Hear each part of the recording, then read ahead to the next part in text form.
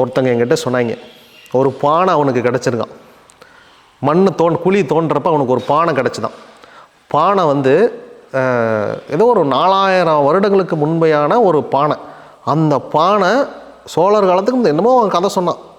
இது ஏன்ஷியன்ட் பானை அப்படிங்கிறதுக்கான தொல்பொருள் ஆராய்ச்சியாளர்கள் சர்டிஃபிகேட் கொடுத்து ஜெராக்ஸ் காப்பி, ஓகேவா? இதை இந்தியன் கவர்மெண்ட் அப்ரூவல் பண்ணின காப்பி. இப்படியே இவ்வளோ டாக்குமெண்ட்டை கொண்டு வந்து எங்கிட்ட காட்டுறான். சாமி, இந்த பானையை நாங்கள் எடுத்தோம், எங்கள் தோட்டத்தில் இருந்துச்சு, ஓகே வரோம். நீங்களாம் யாரா, எங்கிருந்துடா வரீங்க அப்படிங்கிற மாதிரி.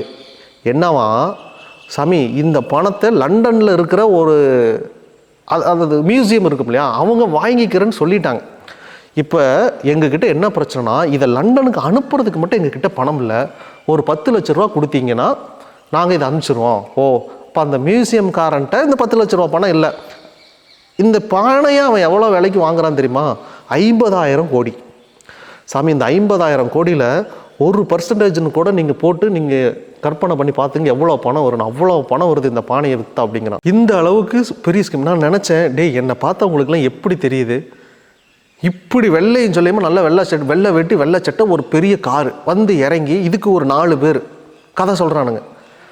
மூஞ்சியில் அடித்த மாதிரி சொன்னேன், எந்திரிச்சு நீ வெளியே போ, இந்த கதையை தூக்கிட்டுல இனிமேல் வராத, போலீஸில் கம்ப்ளைண்ட் பண்ணிடுவோம் உன்னை பற்றி, எந்திரிச்சு போ முதல்ல அப்படின்னு. போயிட்டானுங்க. அவனுங்க என்னென்னா, அவனுங்க போகும்போது எனக்கு இதோட வேல்யூ பற்றி தெரியல அப்படிங்கிறோம். நீ யாருன்னே எனக்கு தெரியாது. இவனுங்க என்ன தெரியுமா பண்ணுறானுங்க, இவனுங்க நம்ம வீடியோலாம் பார்க்குறான் இல்லையா, இந்த மாதிரி எவனாவது சிக்குவானா, இந்த மாதிரி யாரையாவது போய் பார்த்து, அதெல்லாம் நீ வேறு ஏதாவது விவரம் இல்லாமல் போய் பார்த்தா, நான் இந்த மாதிரி எங்கிட்ட வந்து அழுகிறான் பார்த்தியா, அவன் ஸ்டோரியெலாம் அப்படி எடுத்து போட்டேன்னு வச்சுக்குவேன், அவ்வளோ ஏமாந்துருக்காங்க. அப்படி விதவிதமாக ஏமாந்துருக்காங்க. இந்த மாதிரி டெய்லி நான் 1000 ஸ்டோரி கேட்குறேன். கேட்டு மெருகு ஏறிட்டேன். இன்னும் நீங்கள் இந்த ஜெராக்ஸ் மிஷின் வாங்கின கதையெல்லாம் நீங்கள் சொல்லிக்கிட்டு இருந்தீங்கன்னா அதெல்லாம் இரும்பு திரை படத்துலேயே சொல்லிட்டாங்க. அப்படி ஒரு டீம் இருக்குது. இதை மாதிரி பிளாக் மார்க்கெட்டில் ஏமாந்தது 1000 ஸ்டோரி இருக்குது.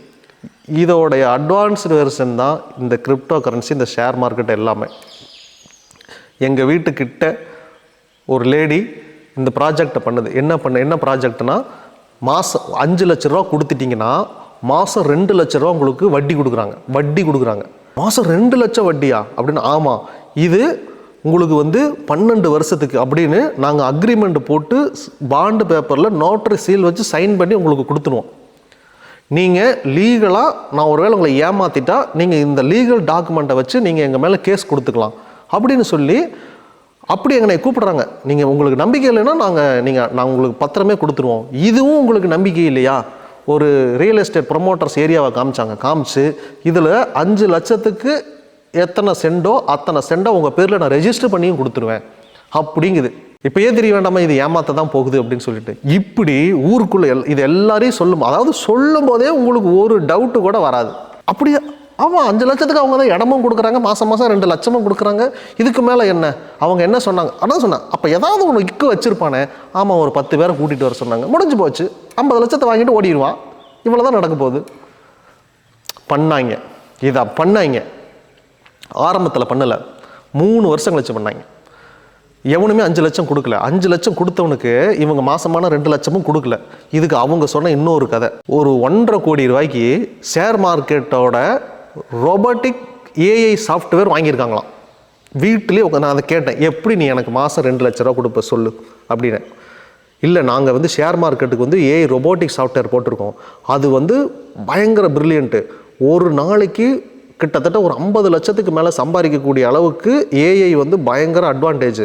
அதனால் ஒரு நாளைக்கு 50 லட்சம் சம்பாதிக்கிற எங்களுக்கு உங்களுக்கு மாதம் 2 லட்சம் கொடுக்குறதால ஒரு மேட்ரே கிடையாது.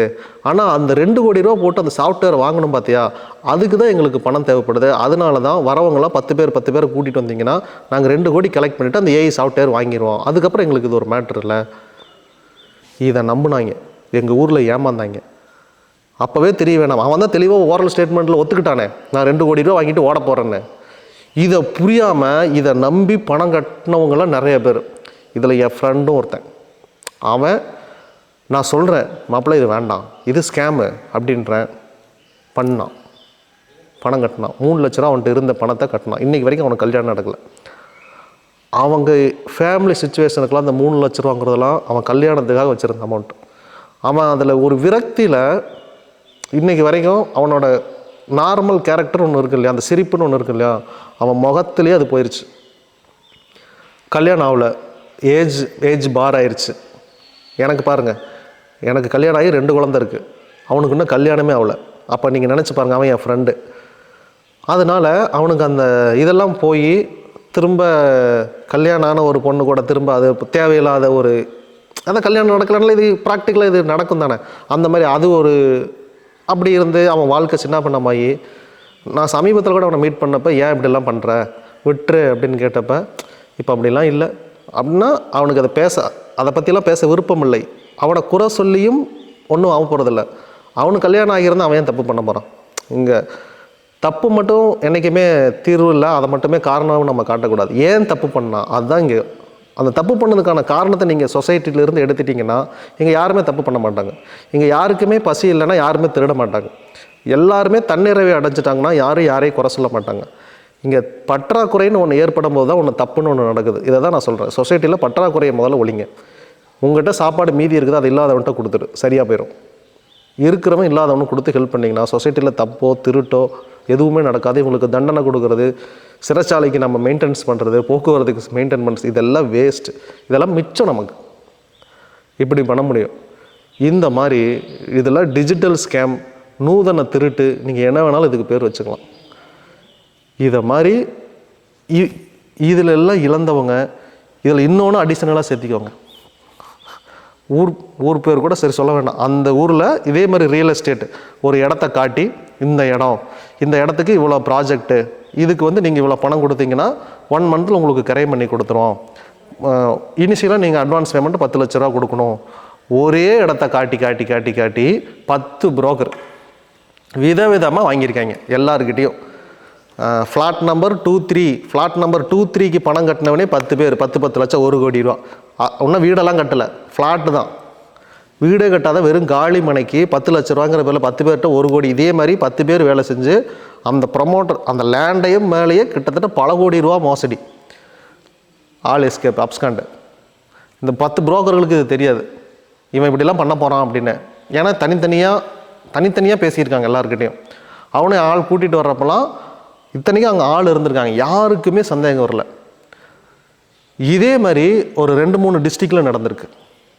இப்படி விதவிதமாக சொல்லிக்கிட்டே இருக்கலாம். இங்கே பக்தர்கள் கொட்டுறாங்க இல்லையா கதை, ஏமா இப்படி இல்லாமல் ஏமாந்தீங்க, உங்கள் ஊரில் ஒரு ப்ரொமோட்டர்ஸ் விற்கிறாங்கன்னா நீங்கள் விசாரிச்சு இந்த இடம் யாருது, இந்த இடம் ஏற்கனவே புக் பண்ணி இந்த மாதிரிலாம் விசாரிச்சிருப்பீங்களாம்மா அப்படிங்கிற. விசாரித்த சாமி, அப்போல்லாம் எங்களுக்கு சந்தேகம் வரல சாமி. இது நடந்து எத்தனை வருஷமா? நடந்து 8 வருஷம் ஆகுது சாமி.